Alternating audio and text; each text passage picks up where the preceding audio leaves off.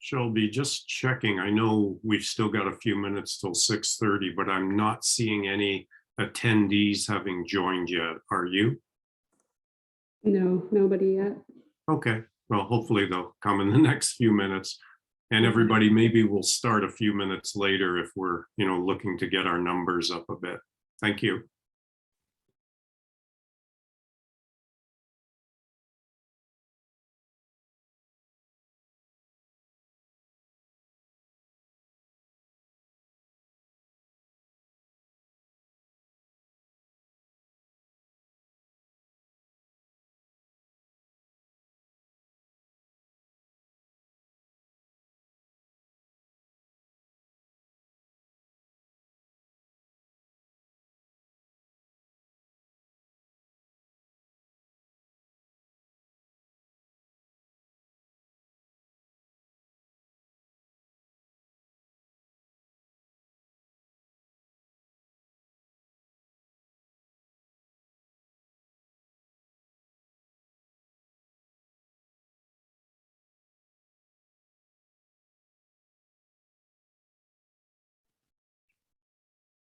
So a quick hello to those who have just joined in. We're still a few minutes away from 6:30, so we'll give people another 4 or 5 minutes before we get started. But thank you again for taking time out of your busy schedules to join us. We appreciate it.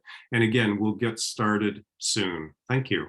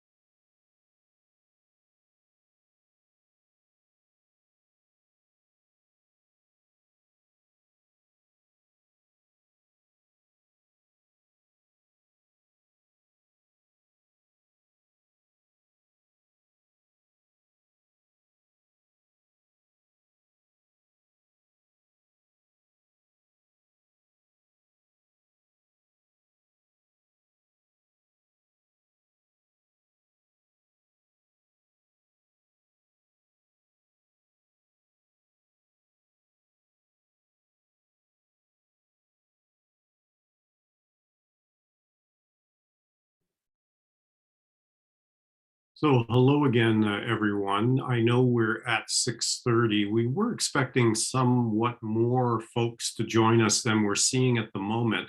Let's just give them another 3, 4 minutes. Then I promise we'll get underway. We want to be respectful of your time. So again, we'll start shortly. Thank you.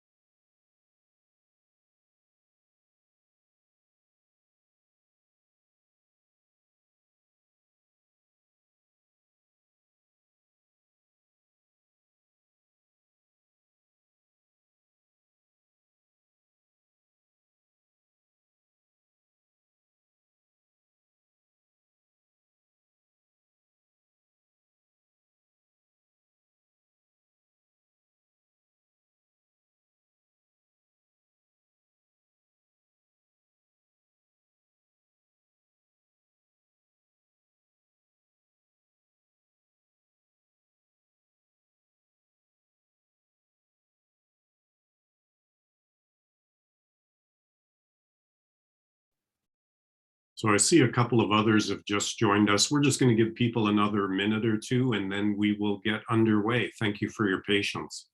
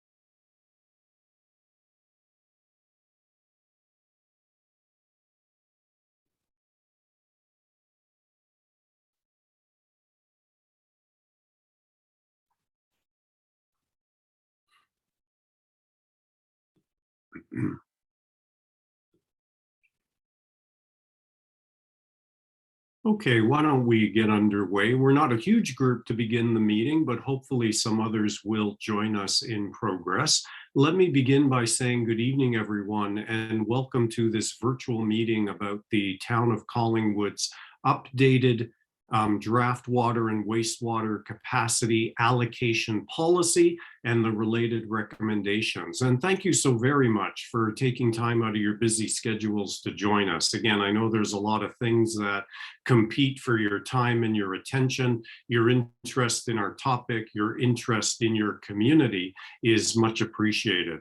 Some of you have heard me say this before, but I think it bears repeating. I do a fair bit of this kind of work, and it's my personal belief that people who like yourselves, who take time out of your personal and professional lives to contribute constructively to matters of civic and societal interest, are always most deserving of our gratitude and respect. So thank you again for joining us, and I look forward, as I'm sure do you, to a productive and informative session. So let me introduce myself. For those of you whom I've not yet met, my name is Glenn Pache. I'm the head of a firm called GLPI, and it's my pleasure to serve as the independent facilitator for the meeting. So again, it might be important for you to know that I am not an employee of the town, nor am I an employee of any of the planning or engineering firms that have been retained to assist with the initiative. My role is simply to serve again as the independent facilitator for the session. Now, as you may know, there were two sessions, or are two sessions, being held today. There was one held this afternoon, which was directed primarily to the developer community, and there is this one this evening, which is more public focused. Now, I will note that the town, in the interest of openness and transparency, made the links for both of those meetings available to everyone. So there may be some developers at this meeting or their representatives, and of course there were likely some members of the public who were at the earlier meeting.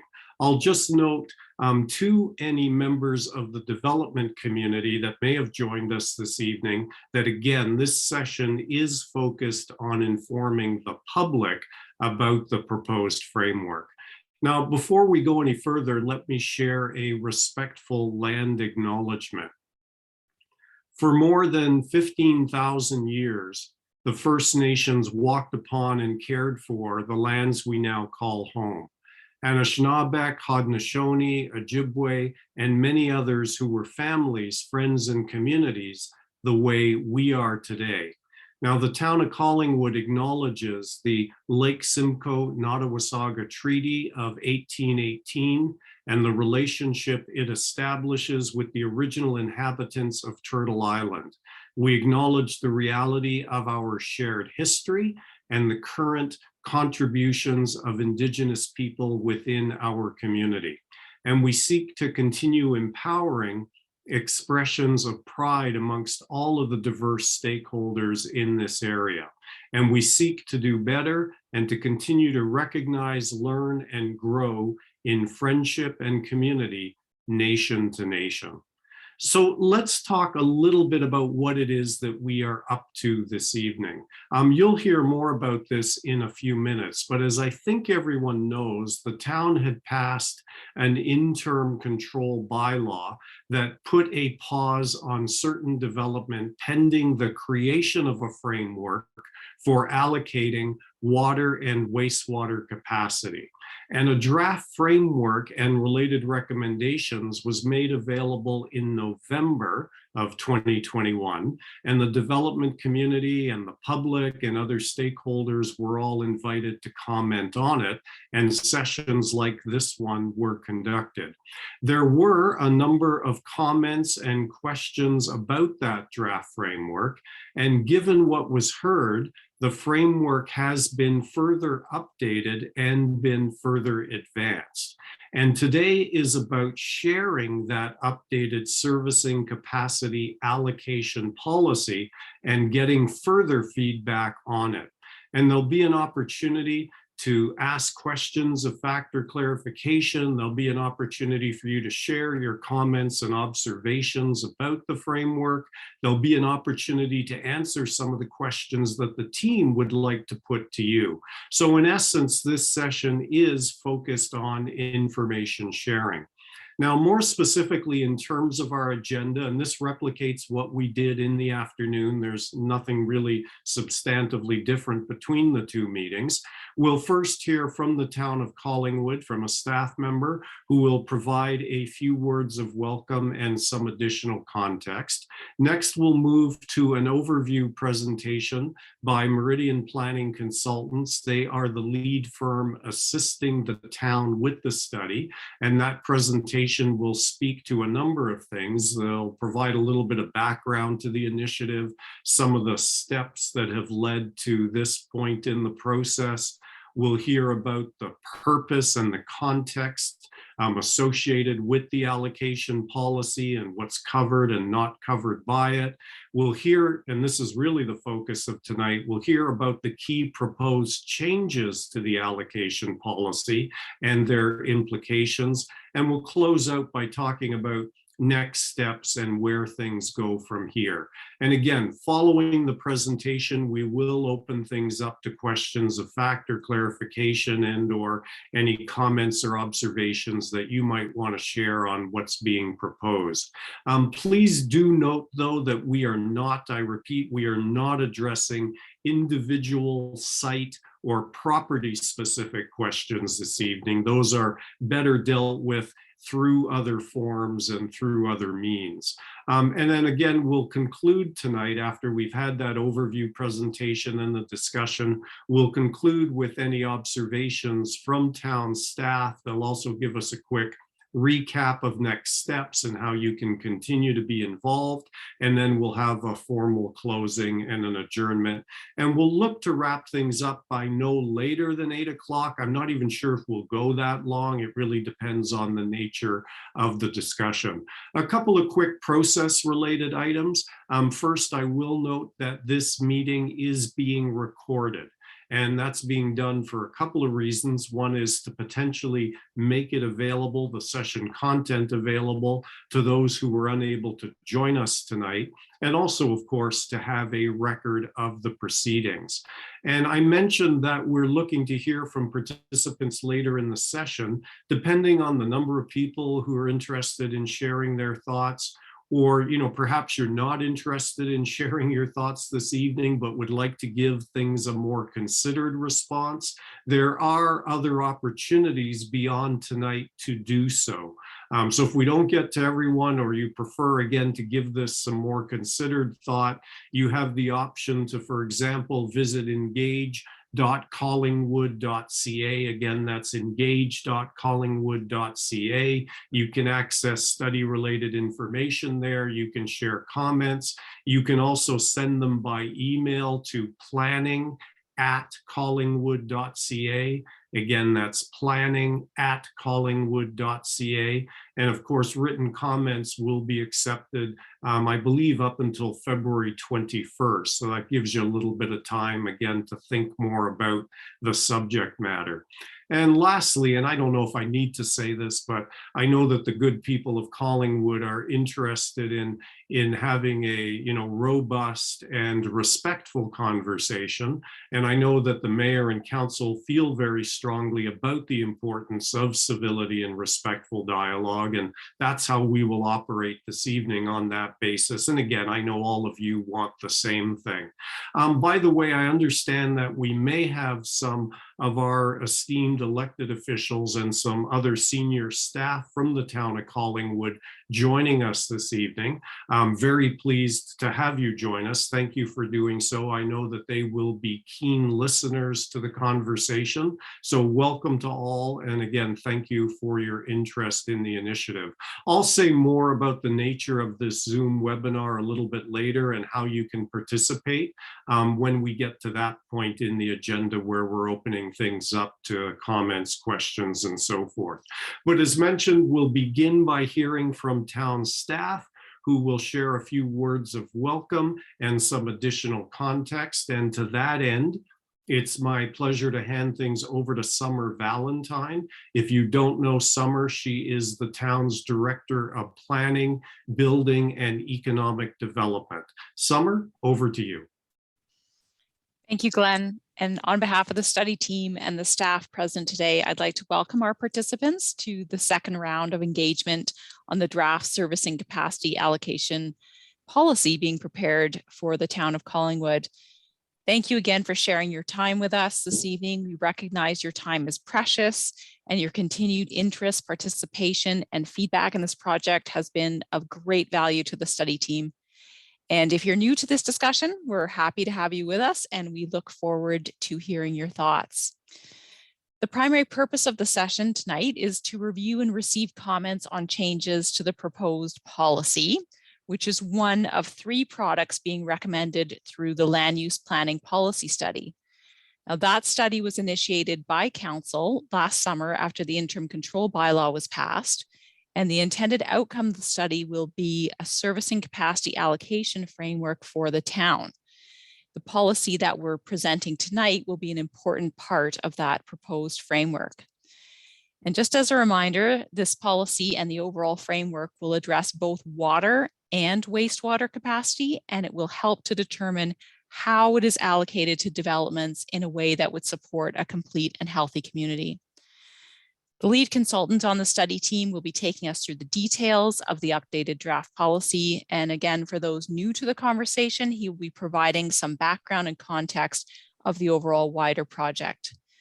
You'll see on the screen that we do have some staff here with us tonight, and our job is primarily to listen to your feedback, but we'll also be available for any questions, either from a land use planning or a technical engineering perspective. Thank you for the opportunity to provide these opening remarks, and we look forward to a productive discussion this evening. Back to you, Glenn. Thank you, Summer. And now, as mentioned, we'll share that overview presentation covering all of the kinds of things that I mentioned earlier, but primarily focused on the key proposed changes to the allocation policy. Again, that's really the focus this evening. And for that, it's my pleasure to hand things to Nick McDonald. He is the president of Meridian Planning Consultants. Again, they are the lead firm assisting with the study. Nick, over to you, sir. Great. Thanks very much, Glenn and Summer, for those introductions and introductory remarks. Yes, my name is Nick McDonald. I'm the president of Meridian Planning Consultants. I'm also a registered professional planner. And as mentioned, the purpose of the session today is to present our refined recommendations on a go-forward water and wastewater allocation policy framework, with these recommendations being the product of a review of the many comments that we've received on the work completed to date and our further consideration of the direction the town should take. We, as the consultants and the town, very much look forward to your comments on our recommendations, whether they are tonight or in a follow-up email or letter. By way of background, interim control bylaw was passed by council on April 26th of 2021. The intent of that interim control bylaw was to pause development in the town until the town develops a framework to allocate water and wastewater capacity. That interim control bylaw is set to expire on April 26, 2022, which is 1 year after it was enacted. Once the policy framework is in place, it will be relied upon to make decisions as the town continues to grow. And in June of this year, Meridian Planning was retained to complete the land use study. So next slide, please. So in terms of what we've been doing since we were retained, the main tasks are on this slide. So in July and August, we carried out a best practices jurisdictional review. And I should point out that what an allocation policy framework is it basically sets out how the town will make decisions on whether sewage capacity and water capacity in the town's plants are to be allocated to development. And you'll hear a little bit more about what that means in a few moments. So we carried out a best practices jurisdictional review in July, August. We had a workshop with staff in September. We had interviews with individual councillors in October. We prepared a draft of allocation framework along with official plan and zoning bylaw recommendations in November. We had a similar session with the development community and the public also in November. We updated the drafts and then presented them to council also in December. In January, we had a statutory public meeting for proposed changes to the town's zoning bylaw, and I'll speak to that in a moment, which is a key outcome of the land use study process. And at this point, we are now meeting again with the development community and the public based on the comments that made to date to get feedback on the second draft of the allocation policy document. Next slide, please. This slide identifies the three-pronged approach the town is taking to solving or designing a process to deal with servicing capacity. One of the prongs involves the development of official plan policy, which provides direction on the making of growth management and servicing decisions. Official plans are general land use plans prepared pursuant to the Planning Act. They set out what uses are permitted and where and under what conditions. We've made some recommendations on what additional policies should be included in the official plan as they relate to servicing. There currently is an official plan review underway at the town, and those recommendations will make their way into a draft official plan that will eventually be presented to the public for their consideration.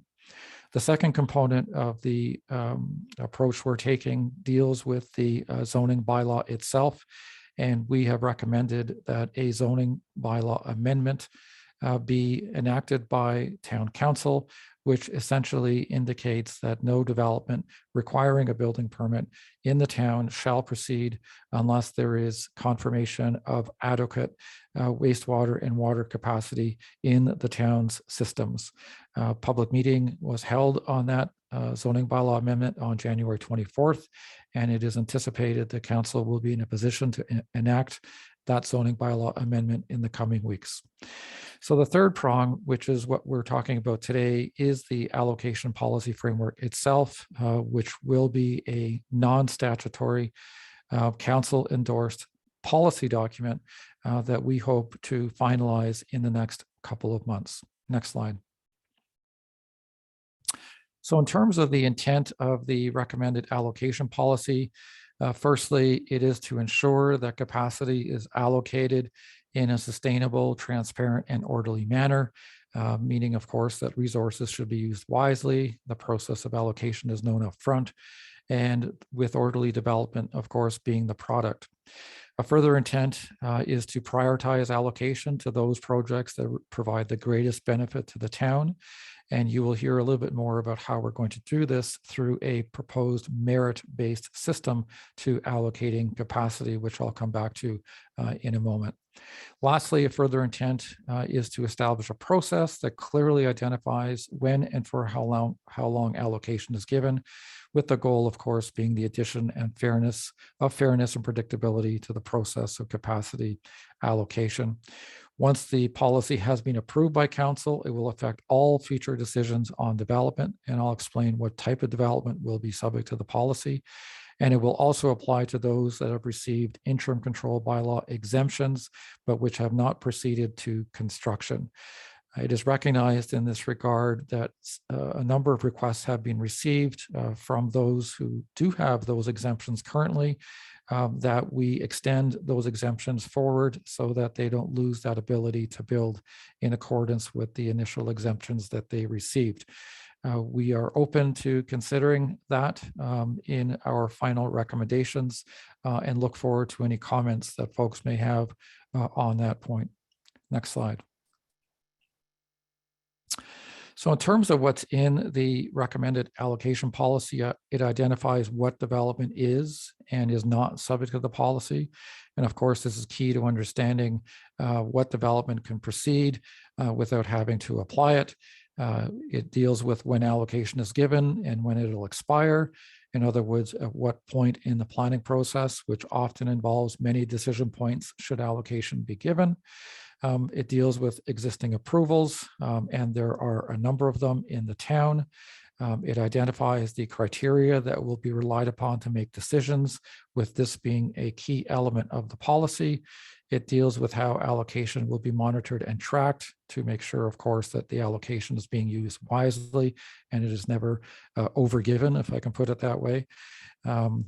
Other implementation mechanisms are also dealt with in the allocation policy itself, with those including updates to the official plan and zoning bylaw, for example. Next slide.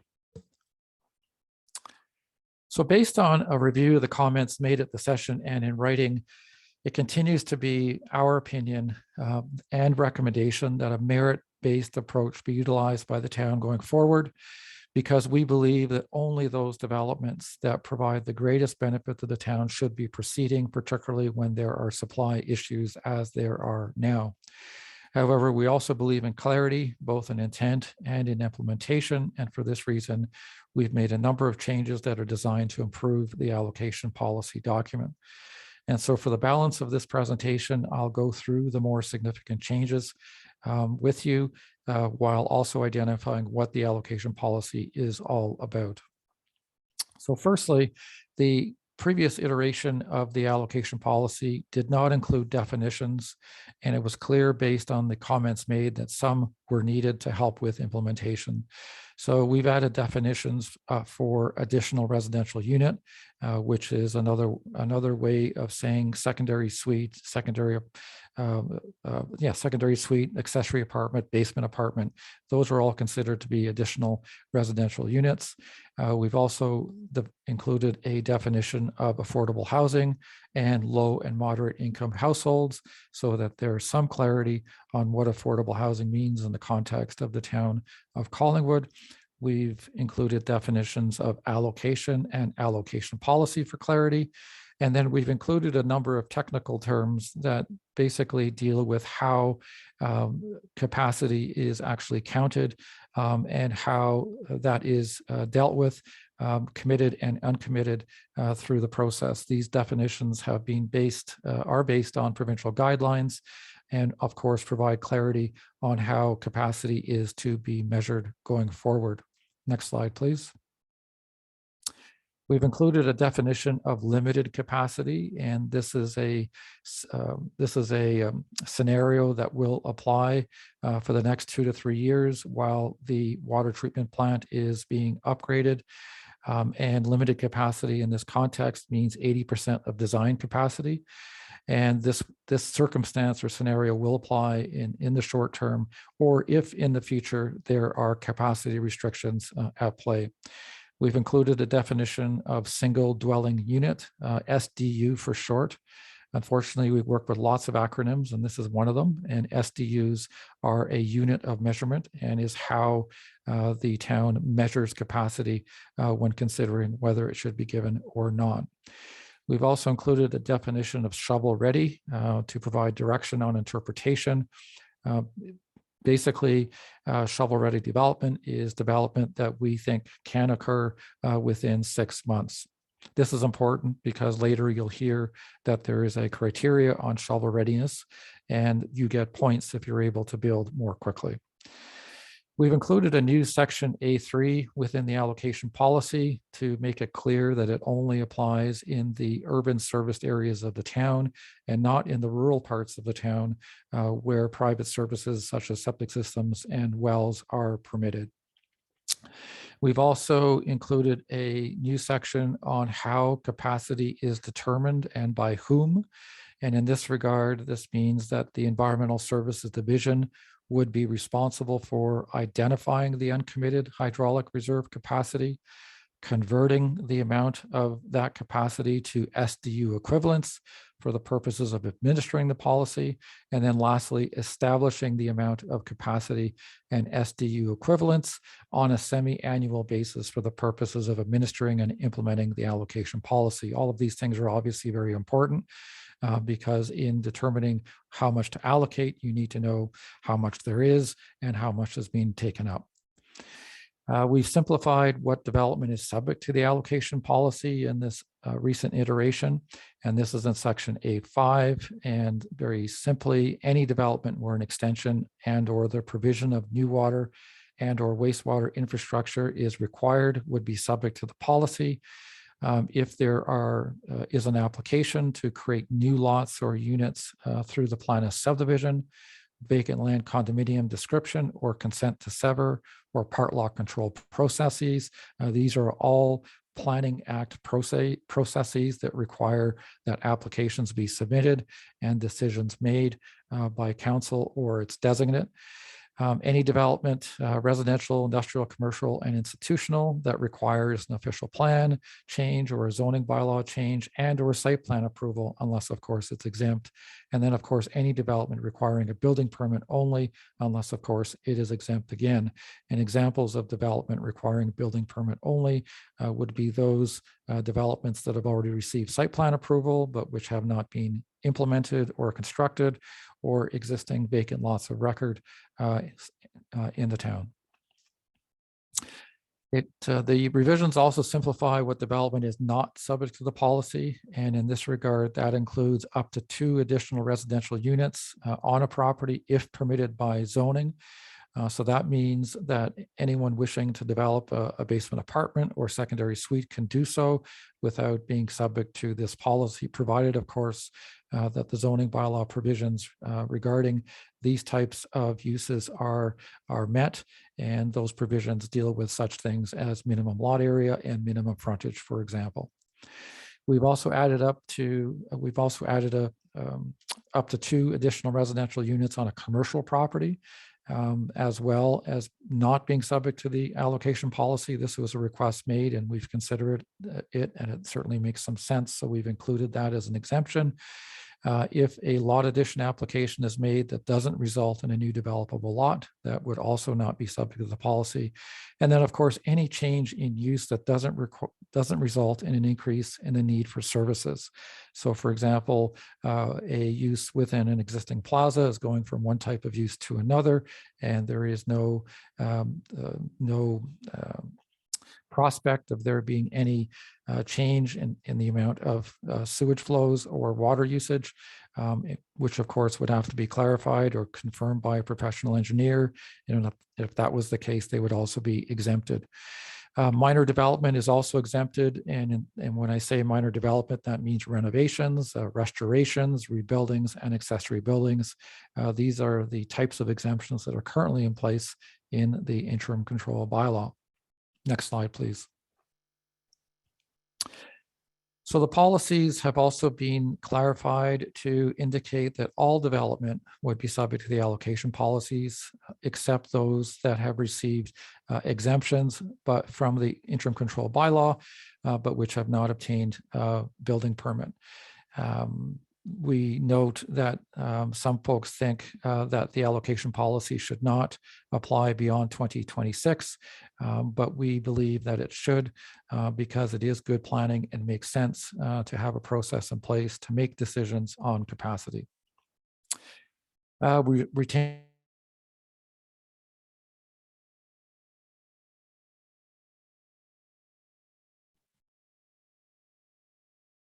Seems as though we may have just lost Nick momentarily.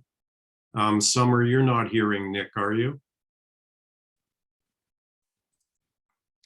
No, I am not hearing him. He appears Okay. frozen on my screen. Do we want to give him 30 seconds to try to come back in? That's what I was going to suggest. It's likely that he's just been frozen for a moment. I'm sure he will try to reconnect. Nick, are you back? Yes, I am. Okay, great. Yeah, we lost you. So if you could just pick it up from where you were, that would be great. Thank you. Okay. Yeah, thanks. I just got a thing on my laptop telling me my internet connection is unstable. Ah. I didn't go anywhere, but something else happened. And feel free, Nick, as well, if it would help, you can always turn off your video and just speak if you are having a bandwidth issue, but I leave that up to you. Go ahead, please. Fair enough. If I see that again, I'll do that. So we've retained the decision point on capacity allocation at the draft plan approval stage.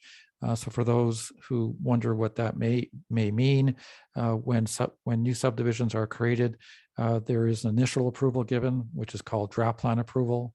And when draft plan approval is given, a number of conditions are attached to that approval, which need to be fulfilled within a period of time. And if those conditions are fulfilled, then a final approval is given.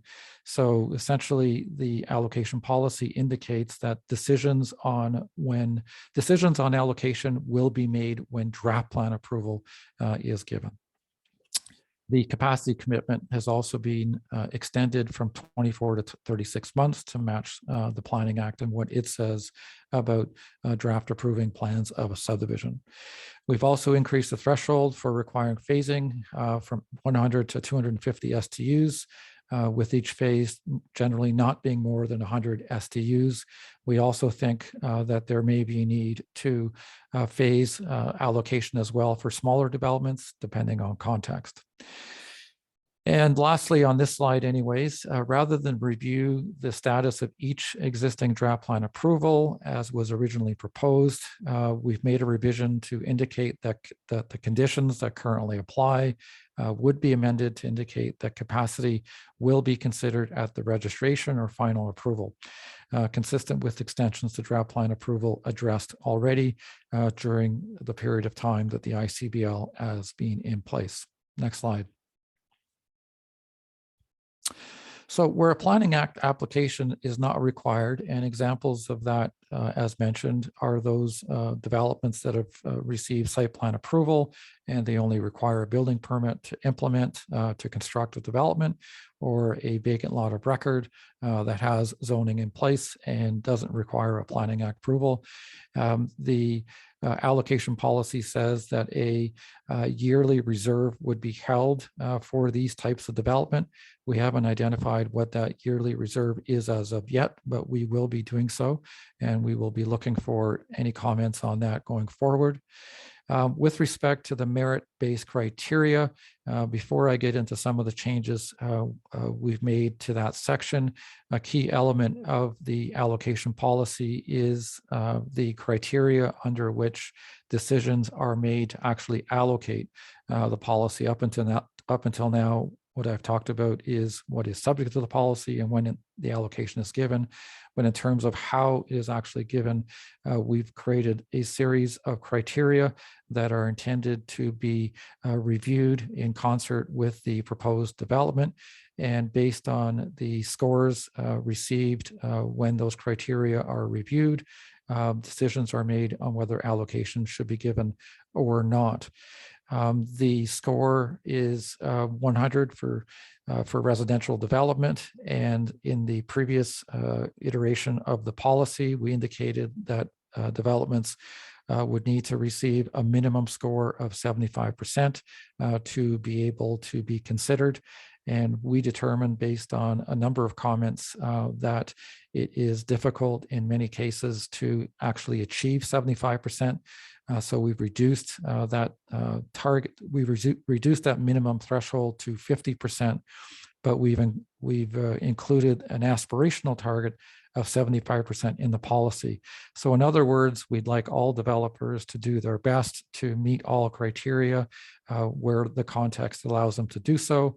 But at the same time, we recognize that it's not possible in all cases to do so. So we've set the threshold at 50%. In terms of the criteria themselves and how they are assessed and how the scoring is given, several criteria are now measured by degree of compliance instead of a yes or no. And as an example, in the previous iteration, if for example, affordable housing was proposed as part of a development, you'd get 5 points. If there was no affordable housing, there would be 0. This might not be the best example, but if there was some element of affordability included within the proposed development, perhaps a score in between 0 and 5 could be established as well. Other criteria were also changed to include this degree of compliance idea as well. The idea here is to, of course, provide some additional flexibility when developments are scored by the municipality. Criteria under the efficient use of land and orderly development category has been expanded to include lands both within the built boundary and within existing built-up neighborhood. And this change was made in response to comments made as well. Development in both of these areas are deemed to be equally important from community development perspective. And then lastly, on this slide, a criteria under conservation and sustainable development now refers to protecting natural heritage features instead of requiring their transfer to a public authority or land trust. And of course, this is a much less onerous criteria. Next slide. So a new criterion on whether a proposed development supports applicable economic development master planning has been added, and the number of points available under economic development has been increased. Affordable housing criteria have also been simplified.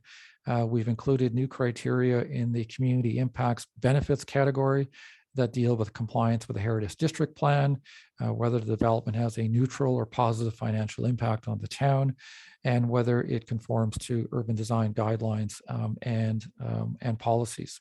And we've increased the points in this category as well, and it now counts for up to 10% of the available points, which is up from 5%.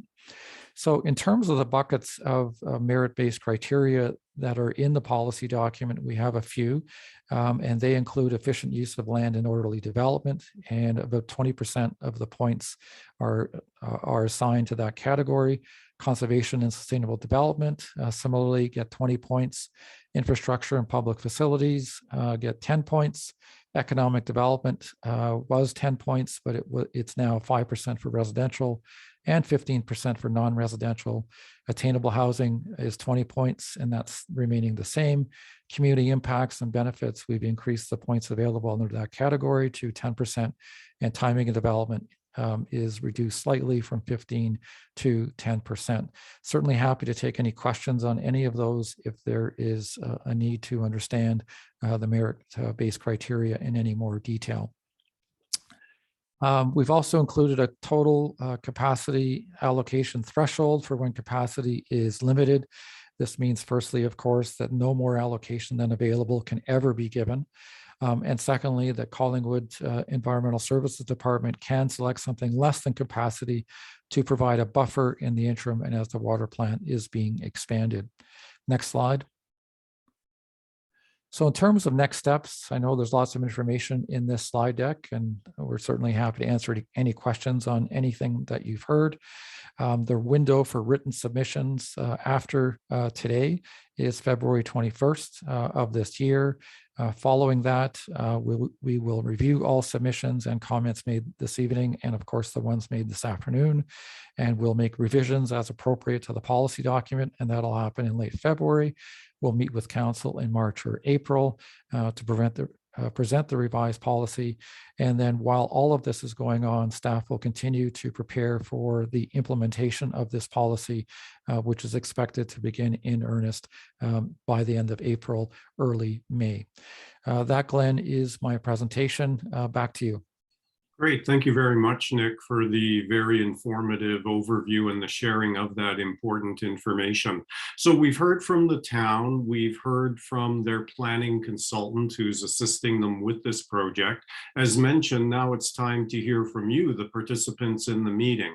I'll note that the town does have a number of questions that I'll go through in a moment that they would love to get your responses to. You are not limited to just responding to those. These are just a few things the town and Nick are interested in. You can, of course, comment on and share observations about any part of the framework or the allocation policy. So again, you're not limited in any way. And of course, you have the opportunity to ask any questions of fact or clarification that you might want to share. Now, just before I go on, and maybe to save us a bit of time and so that you don't get bored by listening to me tell you stuff you already know, there are two ways you can participate in this part of the meeting. For those of you who prefer to share things in writing, you can do things by using the written Q&A function. And for those of you who would like to speak, that is to share your comments, your questions, your observations orally, you can do that by raising your hands electronically and getting into the queue. So could I just ask respectfully, again, before I take us through all of the minutiae and the details of how to do all of that, if you are aware of how to use the written Q&A and to raise your hand electronically, would you please raise your hand electronically right now? So it's not to suggest that you have to speak, it's just to see if you all know how to do both of those things. And if you do, then I won't go through all of the information. So I'm seeing most of you, but not everybody. And I don't want to freeze anyone out. So I'm happy to take a few minutes to go through it if need be. Okay, I'm not seeing everyone's hand go up. So do bear with me then. I will take just a couple of minutes to go through this quickly. So if you'd like to share your thoughts in writing, which is one of the opportunities, and you see the slide on screen right now, you can do so by opening the Q&A window, typically found at the bottom of your screen. You can type in your question, your comment, your observation, your answer to the town's question, and then you just, you do that in the Q&A box and then you click send. Keep in mind that your question or comment may be shared live, that is out loud by me. Now, should your questions or comments not be addressed this evening, that is live during the session, do be assured that they will be considered as part of the staff report. And as mentioned earlier, you can submit any questions or comments post-meeting up until February 21st. So that is available to you as an option. Now, if you want to share your thoughts orally, and we'll put that on screen for you now as well, there's a few options here available depending on how you've accessed the meeting. So first of all, if you've joined by a computer, by a tablet, by a smartphone with screen capability and so forth, you can raise your hand by clicking the raise hand button that again is typically found at the bottom of your screen. Once you've done that, you will get into the queue to speak and we'll invite you in one by one as we see the hands, and we'll refer to whatever name you have used as you to access the meeting. And again, at the appropriate time, the technical manager will invite you in and will give you permission to speak and unmute and all of those sorts of things. If you've joined using a non-web enabled telephone, and I'm just looking, that is not the case for anyone right now. So you know what, I'm going to skip that. Unless you happen to be using two devices, I'll just note that you can press *9 if you're using your phone to also raise your hand electronically, and then *6 allows you to mute and unmute. Do keep in mind, everybody, that you do need to set your devices in a way that allows your microphone to be used, and that is different than simply muting and unmuting. Once you've shared your thoughts, you'll be remuted, you'll be returned to being a meeting attendee so that you can continue to be part of the session. If we happen to lose the connection or we can't hear you, and we will do our absolute best to get you in, please take the opportunity to reconnect using the Zoom link, and then we'll try to get you back in a little bit later if we're able to do so. So let me share just quickly some of the questions that the town would like to get your perspective on, and you see them on screen right now. Now, I'm going to preface this by saying, again, you can comment on anything relating to the allocation policy or the framework. And in fact, really what the town's interested in knowing is, what do you think of it? How do you feel about it? Is it working from your perspective? Do you have any suggested refinements or ways to make it better? So those are the general questions. But beyond those, we have these three specific ones, and they do get a little planner-ish. And we recognize that not all of you are planning professionals, but feel free to answer them in whatever words make sense to you. But the team is interested in knowing, to what degree do the changes made to the allocation policy address the kinds of concerns that have been expressed previously, either by you or by others that you may be aware of? To what extent do you believe that the merit-based criteria are appropriately balanced? And does the system adequately address mixed-use proposals? And lastly, question 3, large projects that received exemptions to the ICBL were intended to be constructed in 2021 or 2022. Should these projects also be exempted from the proposed allocation policy? If you're responding using the written Q&A to answer any of these questions, please reference the question in your answer. So just put down, for example, Q1 and then put your answer, or Q3 and then put your answer. And that way the town will be able to make sense of the responses. But again, you can use the Q&A to pose your own questions as well. So let's move to hearing from some folks. And again, I invite you, and do not be shy. We're not a huge group tonight. If you have a question or a comment you'd like to share, please raise your hand electronically now, or feel free to send it along through the written Q&A. My hunch is, we're probably not going to go till 8 o'clock tonight, given that our numbers are not great, but we do want to make sure that we give you the opportunity to have your say tonight. That is the purpose for this meeting, is to hear from the community. So at the moment, I am not seeing anyone with a raised hand. I invite you to do that. It's a great opportunity if you want to get in right away. I will pose a few questions that have come in. Nick, maybe I can start with you on this one. Somebody's wondering, how can the allocation policy help foster affordable housing and perhaps greater housing choice in Collingwood? How do you see that working? I know you referenced that as one of the criteria. Yeah, thanks, Glenn. That's a great question. Well, we all know there's a housing crisis out there, and there has been lots of talk recently about making changes to planning processes and how things get done to get more affordable housing delivered. What we're doing through this allocation policy framework is we're including criteria that deal with affordable housing and which reward those who include affordable housing in their developments by the giving of points for that. And so if we had two developments side by side and one had affordable housing and one didn't, with all other things remaining equal, the one with the affordable housing would proceed and get capacity, and the one that didn't have the affordable housing wouldn't. It's one of many ways the town can try to support affordable housing. So that's one of the ways we've come up with through this process. Let me share a few other questions. And again, I invite you to send them in, your questions and or comments through the written Q&A and or again, and don't be shy. I know some people get nervous speaking in these kinds of forums. You're amongst friends tonight. We very much welcome you to share your thoughts orally. Feel free to raise your hand and we'll bring you into the conversation.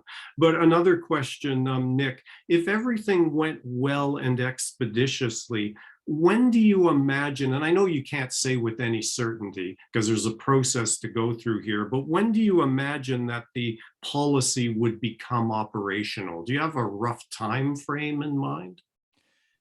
I can't give you an exact date. It's a great question.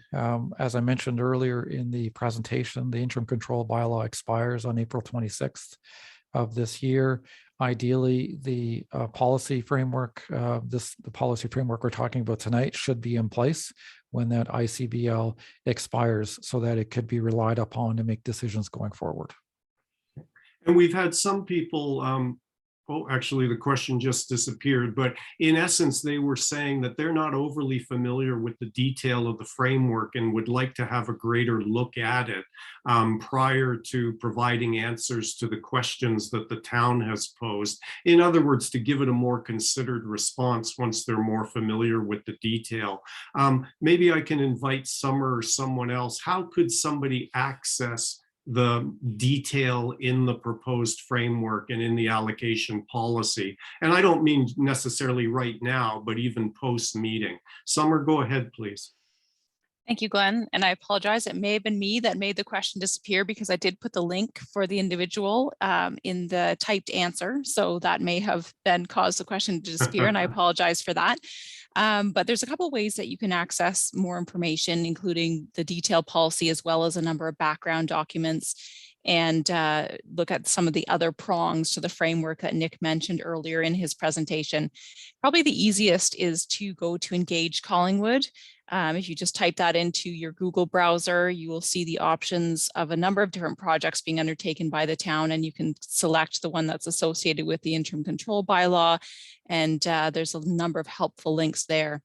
An alternative way, the policy was presented to council on December the 20th. So if you go to the community calendar on the town's website and access the agenda, the council agenda for December 20th, 2021, that will also provide you a link to the document. And we're open anytime for a phone call. Community Planner Wukash will share his contact information at the end of the presentation today. So we are open to emails and phone calls, and we can send you links if you're having trouble accessing them. Okay, thank you. So some people are interested in knowing, and Nick, maybe I'll go back to you because I know you work with a variety of municipalities and you've looked at a number of jurisdictions. People are interested in knowing whether this allocation policy, this new approach, is going to put the town of Collingwood in somewhat of a leadership position. Is this something innovative that others might look to follow? Jump in on that one, please. Yeah, that's a really good question. I do think that this is an innovative approach to making very complex decisions. While other communities in Ontario do use a merit-based approach, based on my research, this is the one we're suggesting here in Collingwood is in my view, the most advanced and the most comprehensive. So we certainly feel that the approach we're recommending is innovative. Having said all that, there will be a need to look at what we've come up with after it has been implemented for a while, and there may be a need to tweak it and fine tune it as the town works through it and applies it to developments in the next years. But we certainly think it's innovative and look forward to seeing it work. Okay, thank you. So again, we're getting a few comments and questions coming through the written Q&A, which is great. But I really want to emphasize again, I know I sound a bit like a broken record. Don't be shy. Feel free to raise your hand electronically. We'd love to bring you into the conversation and have you share your thoughts in your own words. I will, though, quickly share a comment that has come in, a response to question number 3. Someone has said projects that already received an exemption should also be exempted from the proposed allocation policy or from going going through an application process again. And the person has gone on to say, as someone who received an exemption and went through an application policy based on economic benefits and merits, similar to what's been outlined, I want to ensure that the application still stands. And there's more there, but I just wanted to give you a flavor of that comment, and thank you for sharing it. Another question just quickly, and Nick, either you or Sorry, maybe... Glenn, could I just jump in on that? that last comment? And Yes, because I do think I recognize the name of the individual who is contributing, and thank you for your comment. I did want to clarify question 3. So the version of the policy that was released in December to council did include an exemption for all small scale projects that are less than one single detached unit equivalent of capacity that have already received exemptions. So those small scale projects, it was already proposed that those exemptions would be carried forward in the policy. The question is about the larger projects that are more than one single dwelling unit worth of capacity. So we also had a lot of requests from individuals that received exemptions for large projects, 10 to 50 single dwelling unit equivalents, as to whether they should also have their exempted status carried forward into the policy. So I just wanted to assure those on the call who are proponents of small scale projects that the policy already does include provisions to carry forward your exemption. Of course, it would be pending council's desire to do so, but at this time, the study team has included that in the policy. That's great. Thank you for that clarification. Much appreciated, Summer. So another question, and Nick, maybe this goes to you. What would you say have been some of the most impactful or biggest changes that have been made to the allocation policy in this new draft? And I know some people, they're not that familiar with what the old draft is. So I think, are wanting to get a sense of what you see as being some of the bigger changes. Are there a few that you would like to highlight again or reiterate for the group? Yeah, Glenn, I think I can't think of any one change that is way more significant than the others. I think all of the changes collectively are intended to clarify the intent, the basic intent and idea in the initial version is being carried forward. A merit-based approach was proposed initially. It continues to be proposed as well. We proposed initially to grant allocation at the time of draft plan approval. That continues to be the case in this draft. However, we've changed the length of time the capacity is available for. I think most of the changes in here are really intended to make the interpretation of the policy easier. And I hope we've succeeded. And we're certainly open to any suggestions on how we can better do that. But I think all of them collectively are intended to work from that initial intent and make it as clear as possible. And somebody else was wondering, Nick, to what degree you feel you found the right balance with the changes? Like, are you feeling good? Because you got input from a variety of sources, some of it contradictory. Some people wanted to do more of one thing, less of another. Are you feeling like you've found a pretty good balance in the changes that have been made? Yeah, I think I have. I mean, the development community is obviously very interested in what the town is doing, because these policies, once they're in effect, have an impact on when decisions are made and how decisions are made. So we get that, and we wanted to ensure that we were as fair as possible in terms of how the policy is written and how we think it will be applied, and also by writing out, how capacity is calculated, how does that actually work, so that there is some clarity on that and it's not unclear. On the other hand, we had folks indicating that the town should be congratulated for including merit-based criteria, because they believe the town should be making decisions that result in the best outcomes for the town in terms of the type of development, the product, what the product looks like, and so on. So I think we've struck a very good balance between those ideas while being fair and clear. Okay. And we had a few questions about process, in particular about the process for taking this to and through council and getting approval, and whether you would be bringing the current allocation policy as written or whether changes are imagined to be made to it and so forth. Nick and or Summer, can you talk about how the process will unfold from here? Yeah, from my perspective as the consultant, my job is to make recommendations on what the policy should look like. I do see a need to further clarify based on some of the comments we've received while not changing the intent. So I do see some minor changes possibly being made. But of course, we're going to wait until the 21st, which is when we would like comments from the public and the development community to be submitted by, so that we can see what other changes may be necessary as a consequence of that. Once that occurs, it won't take too long to come up with another draft. And when that happens, it will go through a council process. And for that, I will ask Summer to explain how that will work. Summer, do you want to jump in and just take us through what will happen when you've got that new draft to take through council or to council? Yes, thank you, Glenn. So we will bring that draft back to council for their consideration, provide a similar presentation to go through the changes that were made since this second round of consultation has been undertaken. And staff will likely ask council to endorse the policy. I would imagine that it would also be prudent for council to set an effective date for this policy, likely to coincide with the expiry of the interim control bylaw, so that there's not confusion.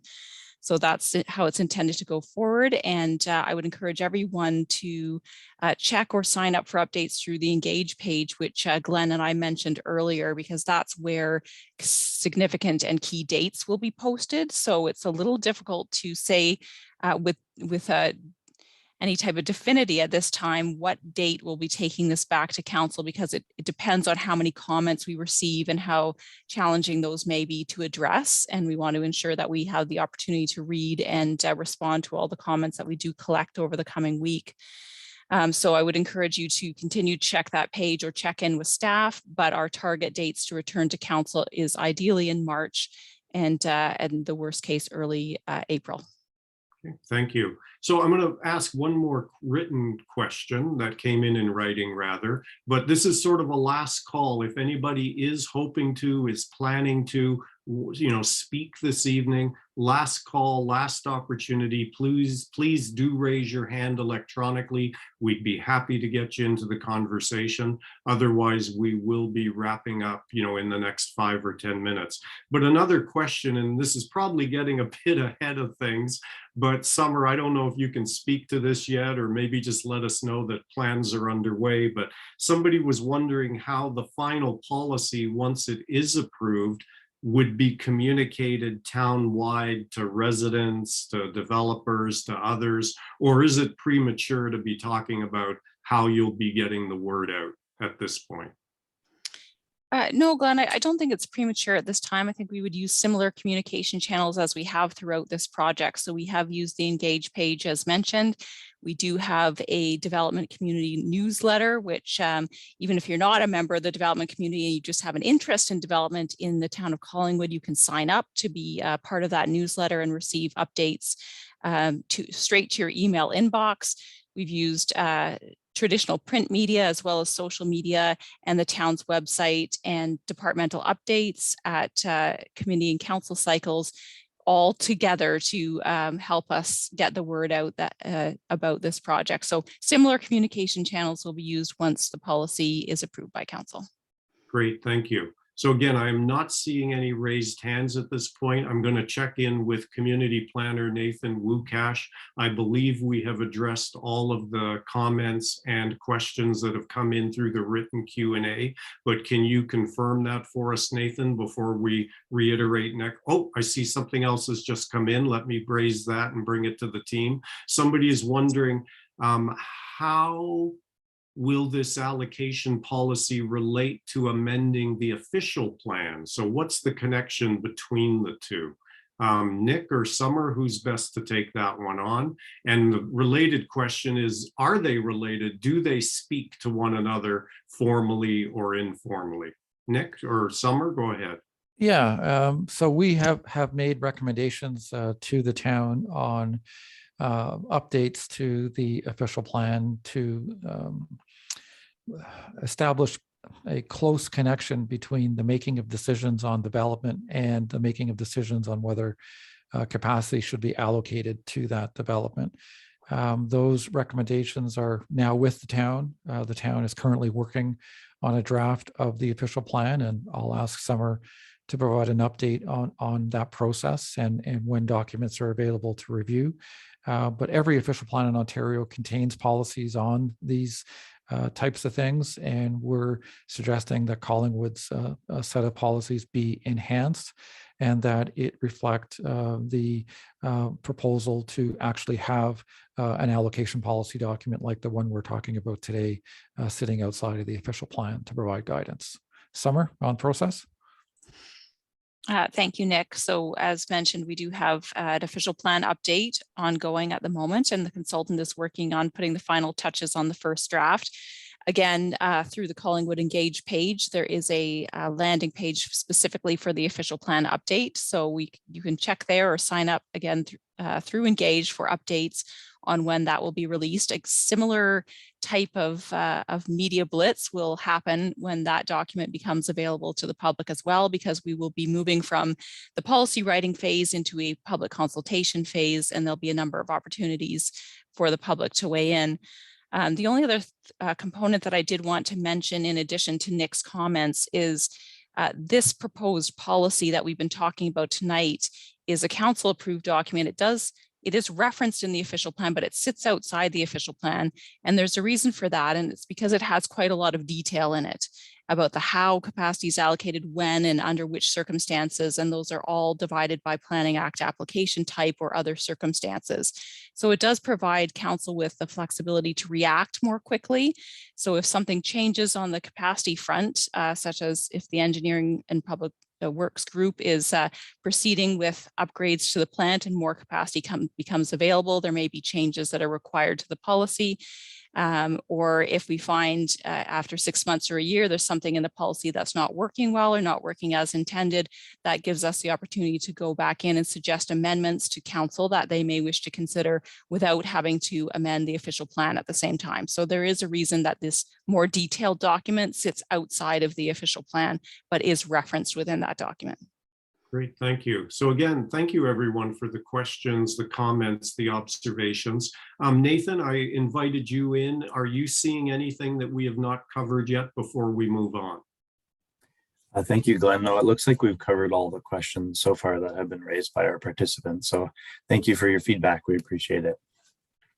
Okay, thank you. So last call, everybody. If there isn't anything else, and I am not seeing any raised hands, just before then, I formally draw things to a close. I'm going to invite Summer Valentine again to just take us through the next steps, which we've talked about a bit, but more so to talk about how you can continue to share comments and stay involved. And perhaps Summer has a few summative observations she would like to share, and then I'll come back and wrap things up. So go ahead, please, Summer. Thank you, Glenn, and a big thank you as well to all of our participants this evening and for the questions that you've shared through the chat to our team. An important date to keep in mind will be February 21st, which is a Monday, and that is the deadline for any written comments or questions that you may have on the policy. Certainly appreciate that there's a lot of information to digest here, and you may wish to take your time before responding, and that is the purpose of having that window open for written comments. You can submit your comments through to the planning@collingwood.ca email address that you see there on the screen, or directly through the Engage Collingwood website. As I mentioned earlier, we'll be reviewing the comments quite carefully with a target of March or April to return to council for their consideration of approval of the final servicing capacity allocation policy. And if you're too shy to speak up tonight, or you want more information, or you have a question that is specific to your property, we invite you to reach out directly to Community Planner Rukash, whose contact information, both phone and email, is up on the slide, or myself. And thank you again for your participation this evening. We look forward to hearing from you, and do have a wonderful evening. Great, thank you, Summer. So we'll wrap up everybody in just a minute, so a bit earlier than expected. I just wanted to say, as Summer has, thank you again for participating. A special thank you to those of you who shared responses to the questions and/or your comments and/or your questions. I know this project invites a lot of interest and passion, and thank you again for contributing to the respectful dialogue. I think you've, just through your questions and the few comments, have given the town something more to think about. I also wanted to, as always, thank our elected officials for joining us. I know I saw Councillor Doherty's name. There may have been others, I'm not sure, but thank you very much for the interest in our topic, and also, of course, for your ongoing and valued service to the community as our elected officials. It's much appreciated. And from my perspective, it's been a pleasure working with all of you. And I'll now formally adjourn the session, and thank you to the various technical and other personnel who made the meeting possible. Again, thank you to all of you for your participation. Enjoy the rest of your evening, or at least what's left of it, and take care, stay safe, and goodbye for now, everyone.